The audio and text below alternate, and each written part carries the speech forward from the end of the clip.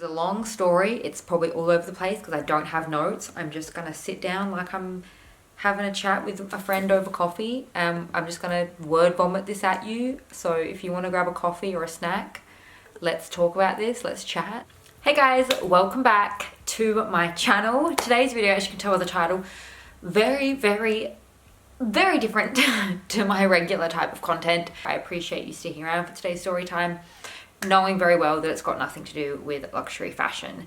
So as you can tell by the title, I was wrongly diagnosed with type 2 diabetes for 15 years. And even though it is obviously quite a rare thing to, I think, happen, I want to share this with you because I know if you are going through some medical related issues right now, I know a lot of you that watch this are women, and I do feel like a lot of women experience things like this at some point in their life, especially with the medical industry.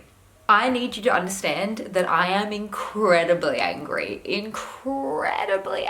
So I may swear, and I'm gonna try to bleep as much of that as I can. If you're a doctor, you may not want to watch this. You may not want to listen to this. If you are a doctor and you are listening to this and you do stick around, I just want to say thank you so much for listening to me, because the doctors for the past 12 months haven't. And I wish you were my GP, because I'm still yet to find one who I feel like is decent. When I was 15 years old, so I'm currently 29 years old, when I was 15 years old, I was diagnosed with type 2 diabetes. So I did the glucose tolerance test. You basically sit in a doctor's office, you drink all this like sugary liquid, and then they see how your body processes it. So you might be wondering what possesses someone to take a glucose test at the age of 15. Not specifically for type 1. I was assuming it was type 2, and that's what the results came out as, because that is what my sister, my mum, and my grandma had all been diagnosed with, type 2 diabetes. So I kind of knew it was coming, and I kind of knew that diagnosis was coming. So when I was diagnosed with it, when I did that glucose tolerance test, I wasn't at all surprised. I was a little bummed, but I wasn't surprised. I'd seen my sister, my mum, and my grandma all living with it, and it wasn't affecting their lives in a negative way. So I wasn't too upset about having the type 2 diabetes diagnosis.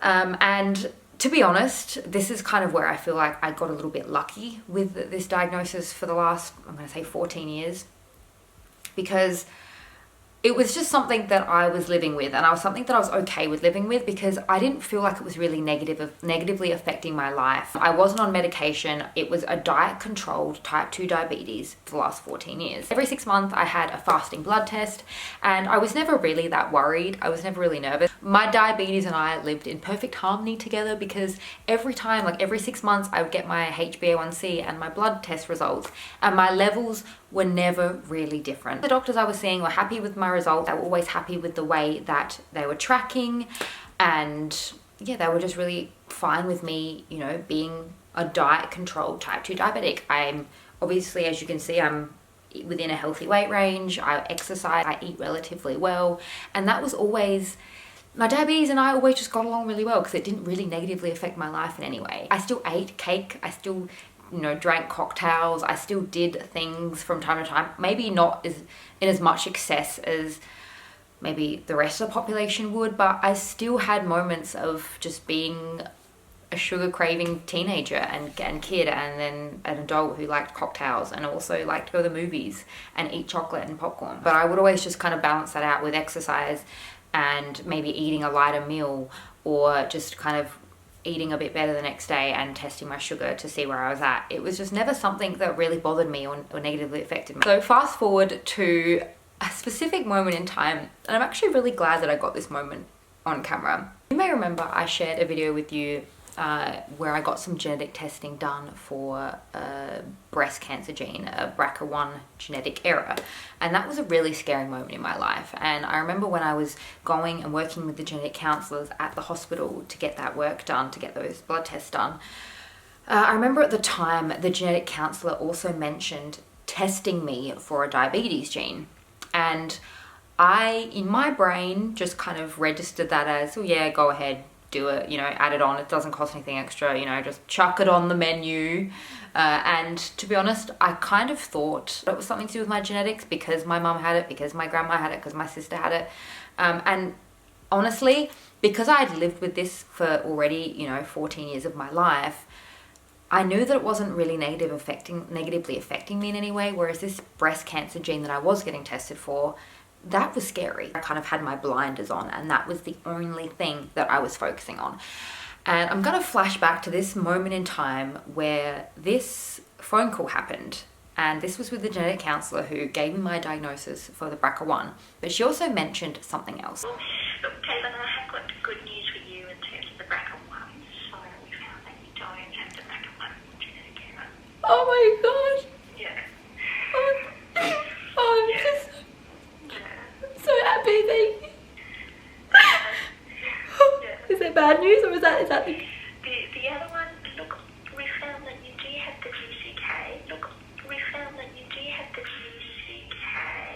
As you can see, she mentioned a GCK gene, and I said, is that the diabetes gene? She's like, yeah, that's the diabetes gene. And I guess I already knew I had diabetes. I already knew that, you know, it was something in my family because my sister, my mum, and my grandma all had it.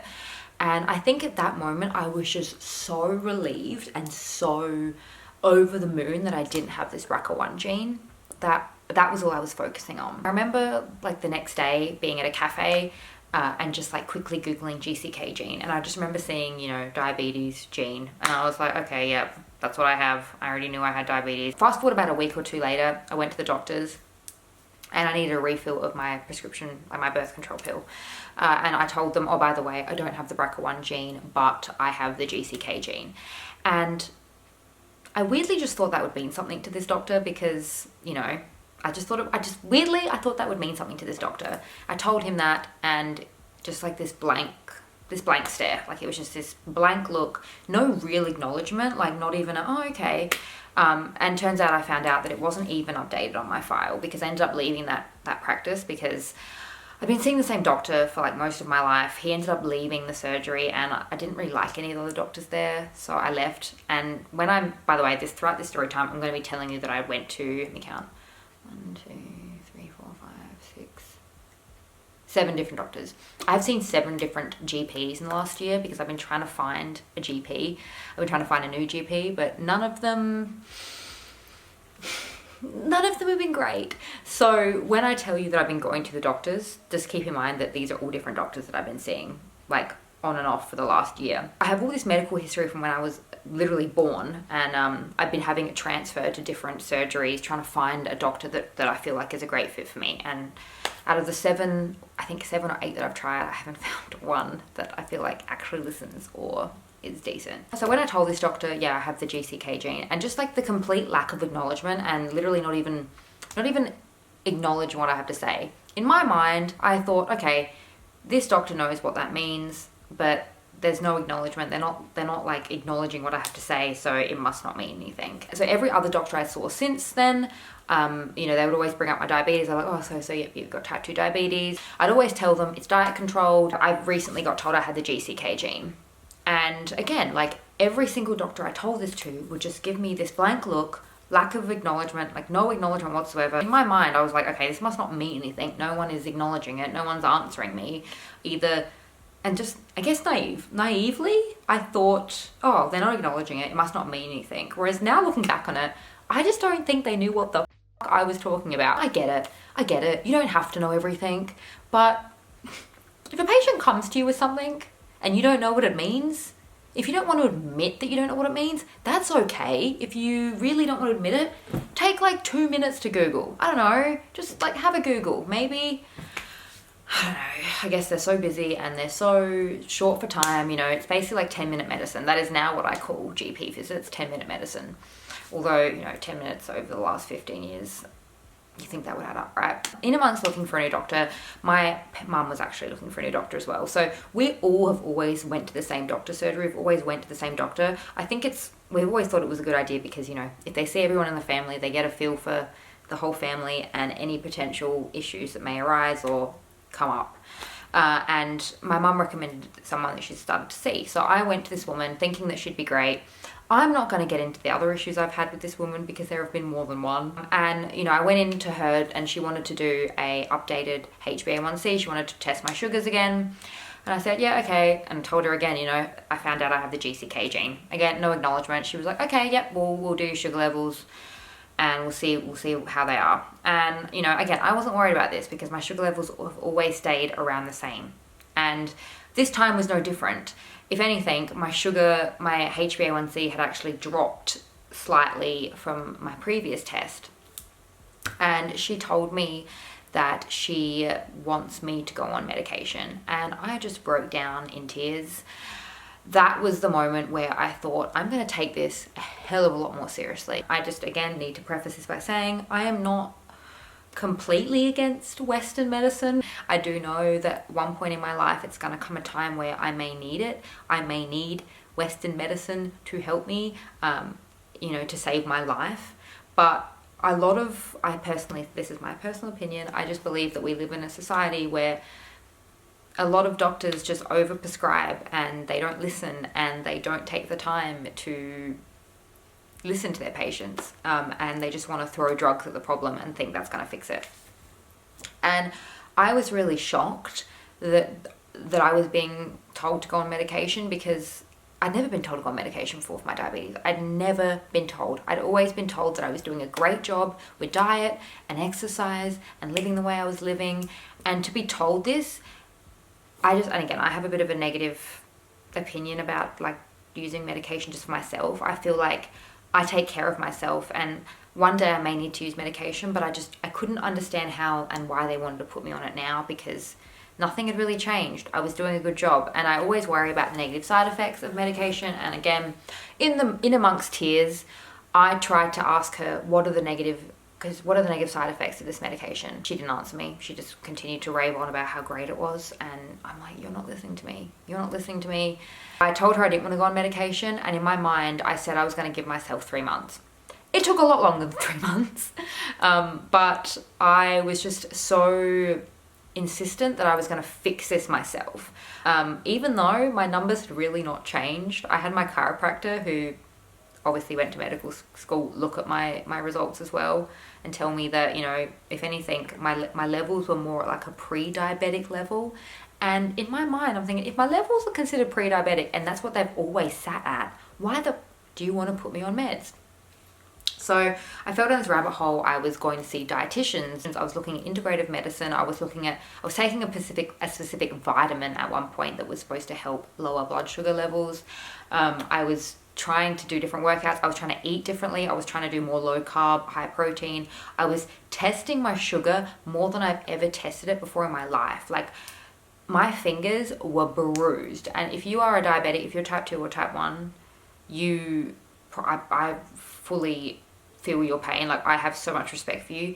The amount of times I would prick my finger, I went from not really testing my sugar that much to testing it like 8-9 times a day. It was becoming all consuming. And no matter what I ate, my levels were around about the same. And it was driving me insane. It was driving me literally crazy. And I will never forget this moment where I just had a breakdown. And this was just before I was supposed to go to Scotland. So I was already stressed about going. I was like stressed about going to Italy. I lived my whole life with this diabetes. I lived my whole life thinking I was okay. And then I was like, oh my God, like they want to put me on medication. How am I supposed to go to Italy? And how am I supposed to like enjoy pasta and pizza and gelati and ice cream and like tiramisu? Like, I can't do that. It was literally driving me insane. It was all consuming. And I'll never forget this moment where I was crying in a car park because I was rushing to an appointment and I wanted to grab lunch on the way. And there's this salad that I love. Like, I love this salad. It's like chicken, it's quinoa, it's like beans, it's like this Mexican-y style salad. And I love it so much. But again, I was trying to eat better. I was trying to do and be better. I picked this gross ass salad. It was like plain chicken, no dressing.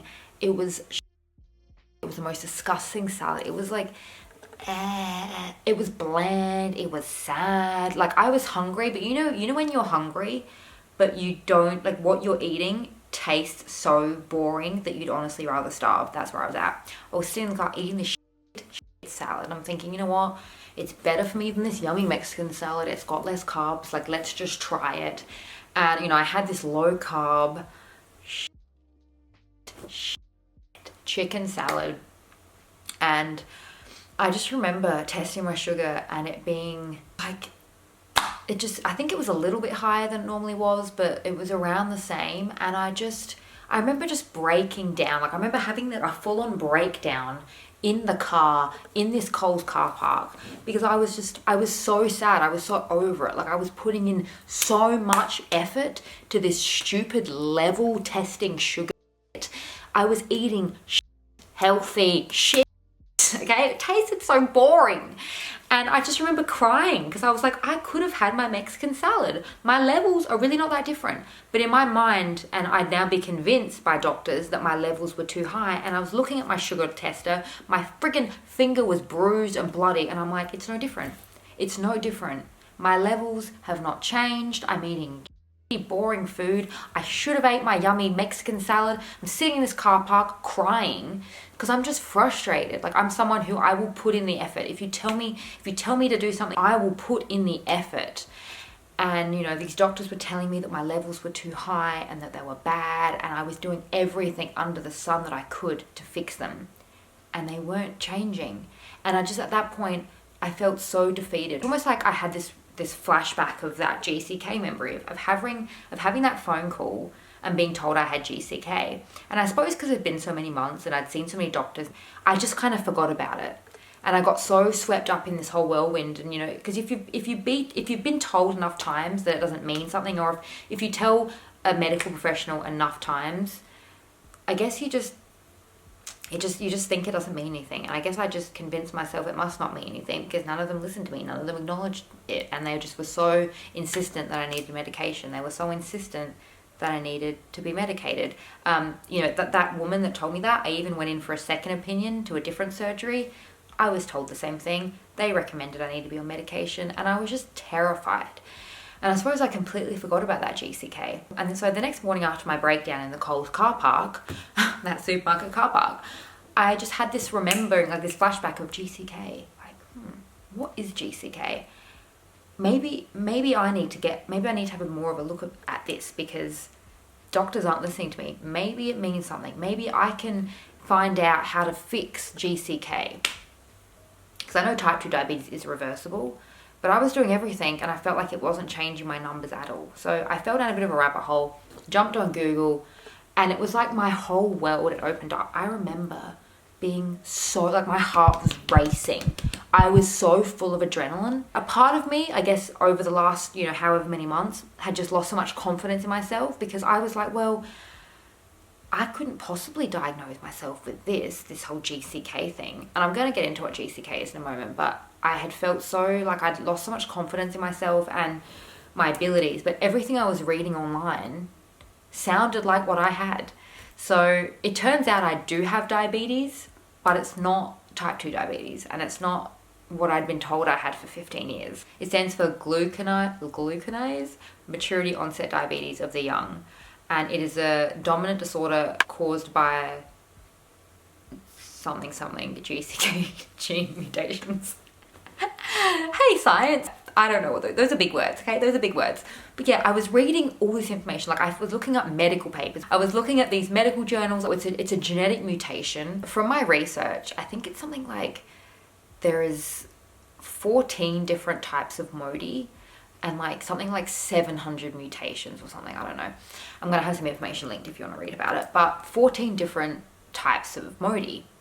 And I remember being told I had the GCK. I called up the hospital. I called up the genetic council, the genetic unit, and I asked to speak to my genetic counselor. And I was like, hey, I don't know if you remember me. I came in to get some genetic testing done for BRCA1, but I was wondering if you could tell me a little bit, or if you could just re-clarify.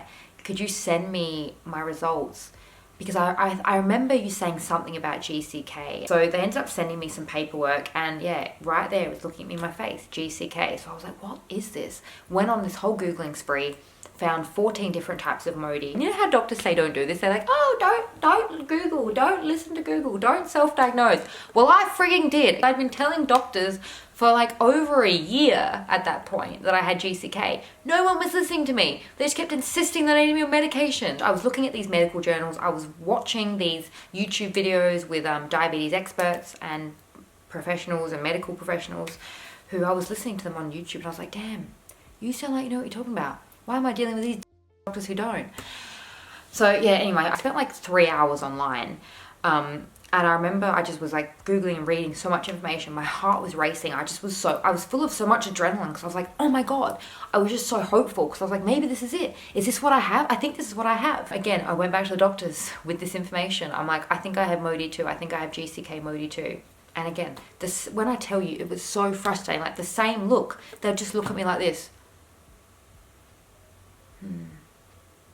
Okay, well, we can do another HbA1c. We can do another blood test of your sugar levels in just 3 months and see if they're any different. But you are presenting with type 2 diabetes sugar levels, so we would like to put you on medication, if not now, at some point very soon in the future, because this is negatively affecting you. It is unhealthy. Even after I told them I had GCK, even after I presented them with a letter from the hospital that shared that I have the GCK genetic error, they still did not change my file. Nobody was changing my file. Nobody was willing to look at the fact that, hey, maybe she doesn't have type 2 diabetes. Maybe no one in her family has type 2 diabetes. And it took me going to an endocrinologist, and he basically said, yeah, you've got GCK MODY2. In short, I don't need to be medicated. I don't need to be on insulin. I don't need to really worry about any of the complications that come with diabetes, because a lot of the complications that come with type 2 diabetes, the chances of them happening with MODY are either very low or non-existent. It's diet controlled. It's just how I am. Like, I can't fix it. I can't change it. It's just, I run a little bit higher. Apparently it's kind of like, it's stumbled across, and it's kind of more found with people who are pregnant. It's kind of a diagnosis that just accidentally is found through pregnancy and through blood tests. I think the thing is, like, I don't blame them for not finding it. I don't blame them for misdiagnosing me, because, when they found it in my grandma, when they found type 2 diabetes in my grandma, my mom, my sister, it was probably like the 80s, 90s, like even for me, it was early 2000s. Back then, it probably wasn't that common. It was probably even less common than it is now. They probably knew even less about it. I think the endocrinologist was saying in the 90s, I think they'd only found 3 types of MODY. Now they have like 14. So I get it. I don't blame them for misdiagnosing me. What I blame them for is for not listening to me.